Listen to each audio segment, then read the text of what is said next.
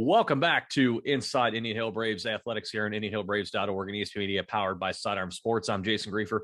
Joining us, as always, Athletic Director Brian Phelps. Brian, good to talk to you once again. Let's jump right into it because we've got a lot of things to discuss here today. Let's start off with your tennis team and what they've been doing early on. Off to a roaring start.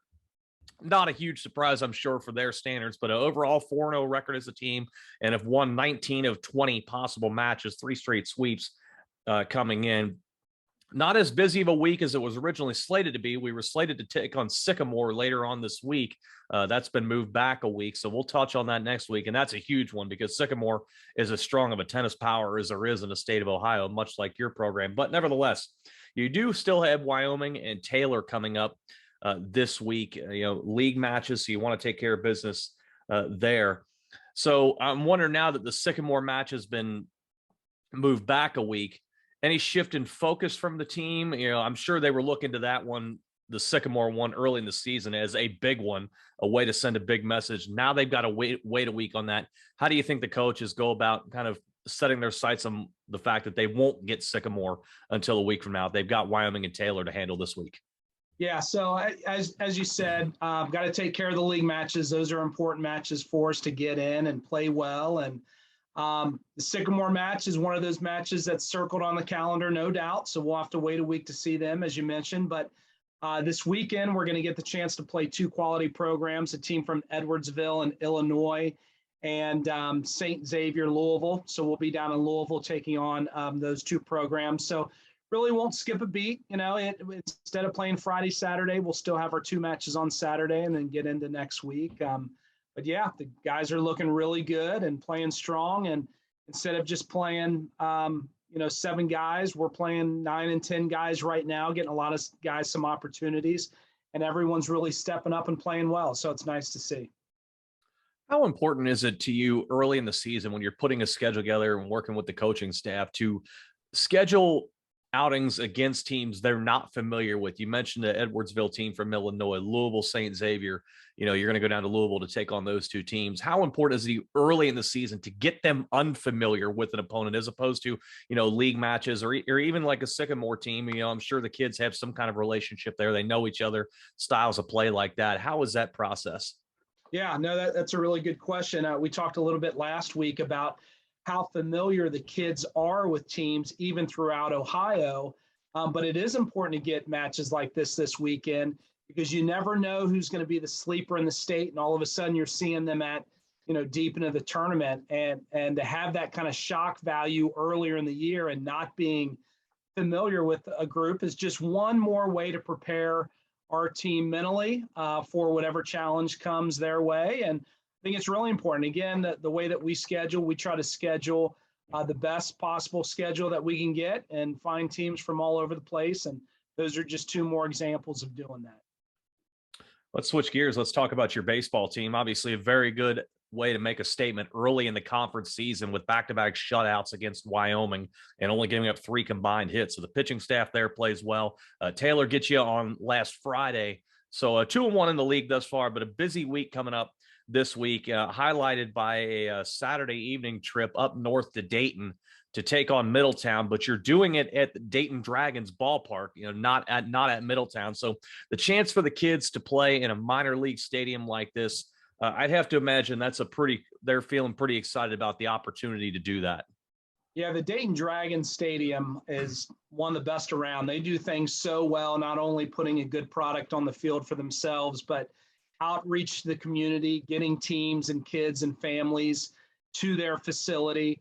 And, anytime you can play on a top level facility around, it's a great opportunity. We did the same thing last year against Middletown up there. So to go up there back to back, we feel really fortunate to be able to make that trek up 75 and take on Middletown at an awesome facility. So we'll take advantage of this whenever we get the opportunity and just really appreciate having the opportunity. A really cool experience for the kids to kind of maybe perhaps a glimpse into the future for some of them down the road. You never know there. Let's shrink the diamond a little bit. Let's talk about your softball program. They're really just getting going. 2 tough ones to start the season against Wyoming and Taylor. big thing there, though, that stood out to me was the being shut out in both games. And I know it's early on in the season. You've got slated games with Marymount coming up in the next week or so, and a Wyoming matchup sandwiched in between the two at this point. Again, we're just a couple of games into the season. It's a long way to go in the year. But what do you feel like the coaches are working with the girls in terms of getting the bats going to try and get that offense going? Because I know we talked last week, you feel like this is a team that is going to put some wins on the board and potentially make some noise in the league. Yeah, it's a little unfortunate that we've had to start off the way from a scheduling standpoint. That those are two pretty good softball teams for us, especially Taylor's so dominant right now. So maybe it's a nice thing to kind of get that behind us and kind of focus on the rest of the year and the rest of the league. But I do believe we're going to get a chance to be in some games and get some wins, and I think those are coming here in the next couple of weeks. So I think that it's hard to tell exactly where your program is, especially against the Taylor pitcher, who's just, she's really, really good. And so it's hard to make too much of an evaluation of what our bats are going to look like when you're facing someone like her. But pretty confident that we're gonna be in some games and play well over the next couple of weeks. It's just too bad we have to start the season with really some juggernauts. Yeah, and but as we said, long way to go, and I think there's going to be some opportunities in this league to get some wins. So again, stay tuned, folks. I'm sure we'll be talking about some W's coming up here very, very shortly. Switching gears, let's talk about track and field right now. And good week last week up at Madeira. At the Madeira Invite, the boys win it. The girls finished second overall in a very strong field. Unfortunately, the Coaches Classic got wiped out because Mother Nature always has to wreak havoc at times during the spring sports season. But nevertheless, good showing up at Madeira. Now we've got the relays coming up later today, actually, and it looks like Mother Nature is going to cooperate. So you should be able to get those in out there in Indian Hill, and then you'll head over to a CCD later on in the week. But focusing on to these events later on Tuesday, hosting these events, kind of take us through how this all gets put together, the turnout you're expecting from outside programs, and ultimately how you expect your student athletes to perform. Yeah, we're really excited to host this invitational. It's a little different being a relay invite, and we have some really good schools coming. We're going to see Hughes and Milford and Northwest and Elder, Loveland, Sycamore, St. Ursula. Some of our league schools will be here. Sue Savage really puts it all together. She's been running this type of event for us for a long time. Pretty well-oiled machine, constantly reaching out to her. Okay, what do you need? Just be there. I'll let you know if there's something I need. I've got it taken care of. So logistically, even though it will be a busy campus, we have tennis on campus, baseball and softball on campus, and then the relay invite, which is all kind of together. Logistically, the toughest part is just getting everyone to the right venue. But from an actual running the event, Sue just does such a good job crossing all her T's and dotting her I's kind of thing. It's just really showing up and support, a little bit of making sure everybody has the information and ticketing. We're still online ticketing, and that's the only event, of the day that we'll be checking people in. So that's probably going to be the toughest part of the day, is just making sure everybody gets to where they're going. But once the student athletes get down on the track, it's going to run smoothly. And as you mentioned, I think we're going to have great weather for the event. With all these events going on campus, do you have your Fitbit charged up? Yeah, this is, I count on getting a lot of steps. There's no doubt, although I do cheat and ride around on the golf cart sometimes. But, I think this is what brings a campus to life. It's fun to be able to pop in and watch a couple innings of the baseball game, make sure softball has everything they need, watch, usually the dominance of our tennis team, which is, it's always fun to watch when your kids are playing well. But then, we'll have a ton of people in the stadium. I think it's 12 or 13 teams that are coming. And then, with all their fans, it will be a packed house. And it's a day that you look forward to the end of the day when it's all behind you. And hopefully there have been no issues and problems. But, during the event, it's a lot of fun. It's really kind of what you look forward to as an athletic director when you have so many things going on. Switching gears, last night we saw your boys lacrosse team, boy, really take it to Madeira, winning that one 17-1. So really strong there, coming off of a thrilling win over Oak Hills last Friday. So really starting to put things together here, and obviously just right in time when you look at the schedule. As far as what you have coming up here, just a kind of a big one this coming Friday with Marymount slated to come in. And of course, Marymont's the defending state champions. So, and they look just as good, at least early on in the season, as they did all of last year when they won it all. But the way things are shaking out early, we look at some of your performances from your teams. You get, a 13-8 win over Beaver Creek, a 13-9 win over Kings. And we mentioned the thriller against Oak Hills. You win that one 12-11. So you're winning close games early on in the season.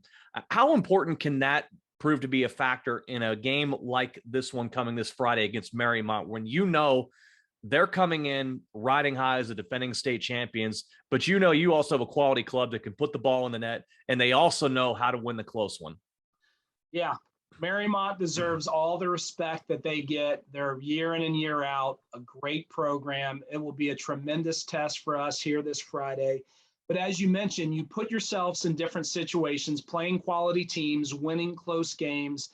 And so much of high school athletics is believing that when you step on the field that you're as good or better than the team across from you. And I think we continue to build confidence. We are, we're really experienced in some areas and really inexperienced in some areas. So we're still in the season where we're putting that all together, figuring out what pieces are best where.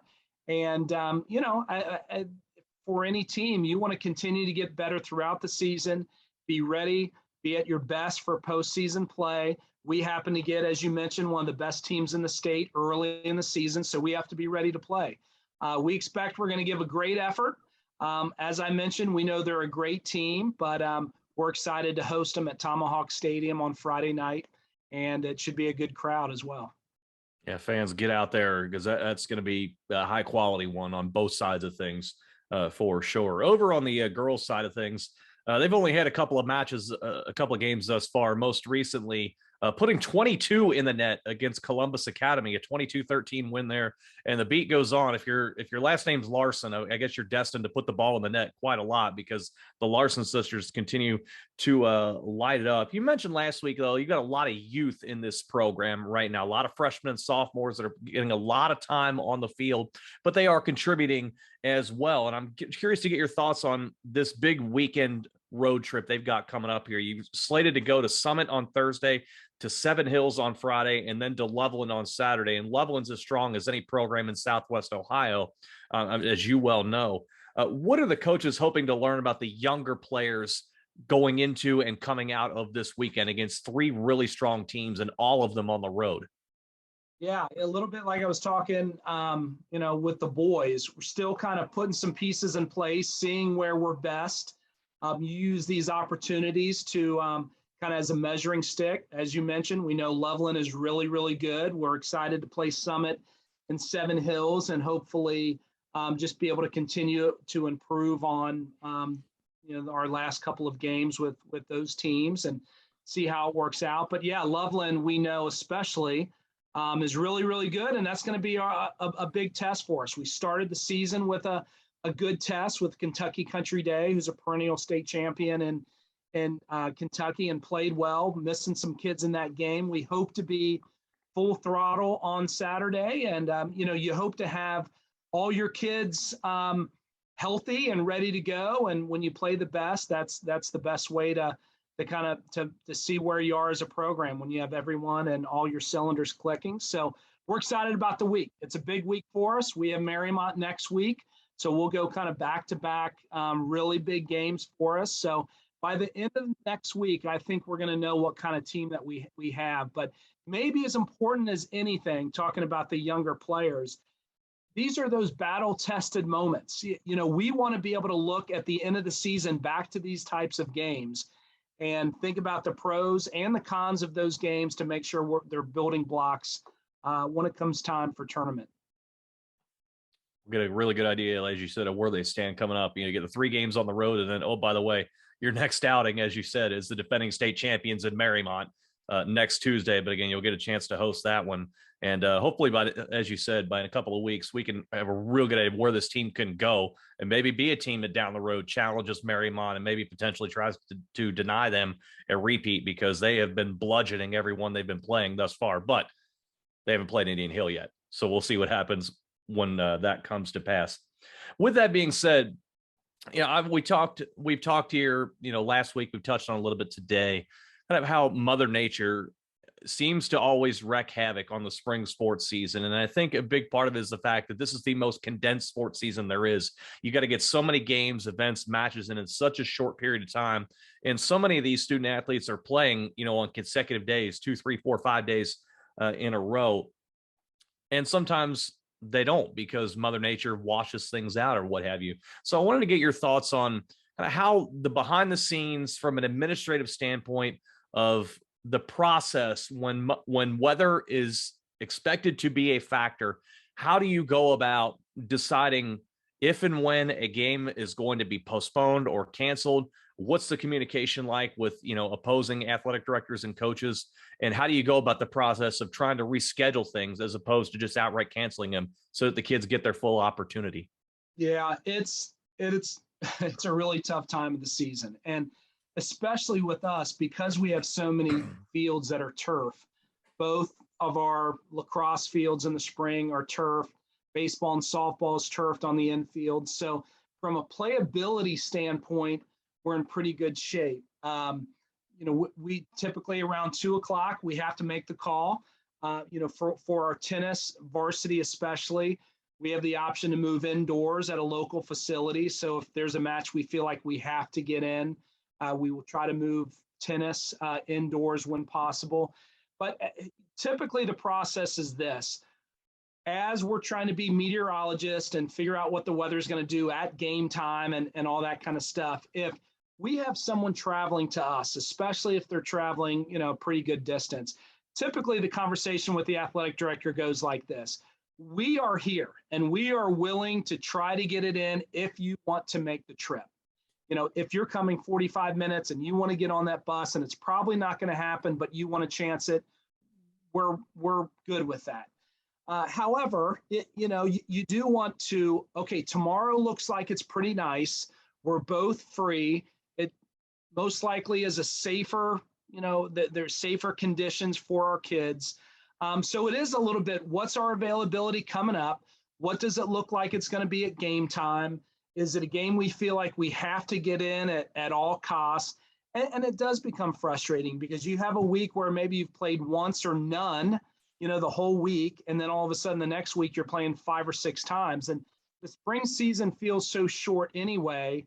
It's like this sprint, and all of a sudden the season's over. So every season has its challenges and its differences, but spring is definitely tough with all the last minute changes. And, we just do the best that we can. I think ultimately you make decisions, what you think are best for your student athletes, keeping them safe, those kinds of things, and also factoring in, what's best for your opponent. So I don't know if it's an exact science. I don't know if anybody ever has it right. It feels like whenever you cancel, the sun's shining at game time, and whenever you try to get it in, it says 10% rain and it's a monsoon. So we're probably 50-50 at best. We just do the best that we can.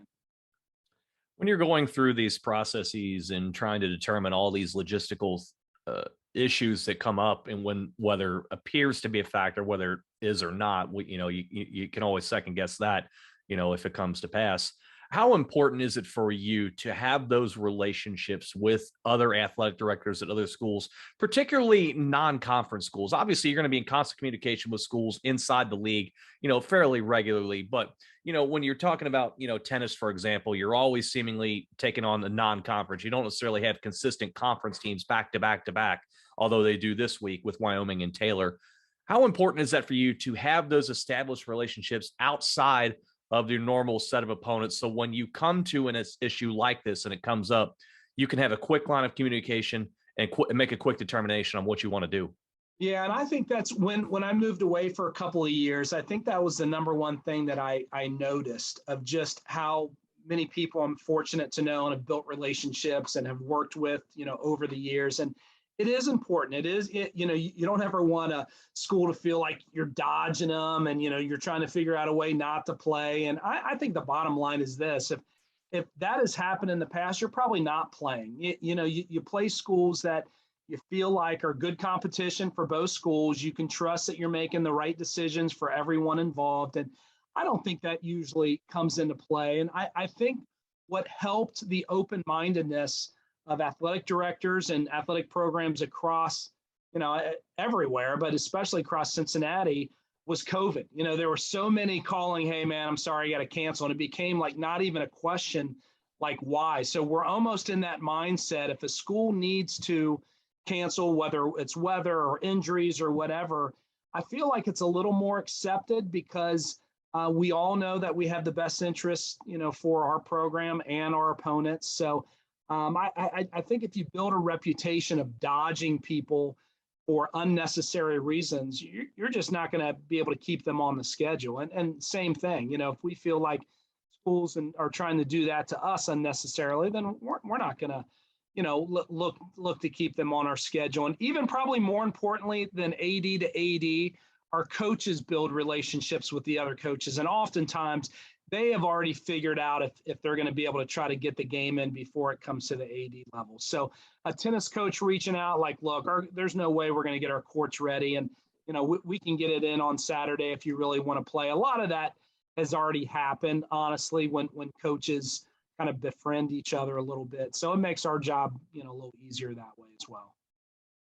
A lot of teamwork has to go into pulling off a spring sports season when, so many factors come in and can alternate and it can alter things. But we're getting the job done. We're getting ready to hit the meat of the spring sports season. Brian, really appreciate the time here this week, and looking forward to it. Looking forward to more things coming up, but not rain involved. That's right. Thanks for your time, and go Braves. Absolutely. That is Athletic Director Brian Phelps joining us for another edition of Inside Indian Hill Braves Athletics here on IndianHillBraves.org and ESP Media, powered by Sidearm Sports.